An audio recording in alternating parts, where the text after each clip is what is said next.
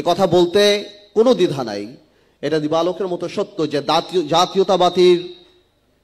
জাতীয়তাবাদী শক্তির পথ প্রদর্শক বিএনপি চেয়ারপারসন বেগম খালেদা জিয়া এবং তার কেন্দ্রবিন্দু বিএনপির অ্যাক্টিং চেয়ারম্যান জনাব তারেক রহমান।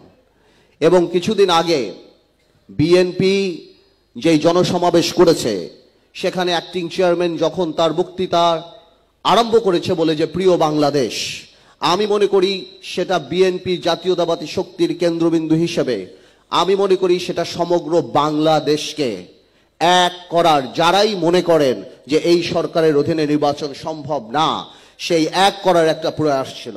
এবং আজকে জাতীয় পার্টি, বাংলাদেশ জাতীয় পার্টি বিজেপির 23তম এই জন্মবার্ষিকীতে আমি ঘোষণা দিতে চাই, গণতন্ত্র পুনরুদ্ধারে এই ক্ষেত্রে ভালো সুষ্ঠু নির্বাচন হওয়ার জন্য বিএনপির সকল দাবির সাথে আমরা একাত্মতা ঘোষণা করছি।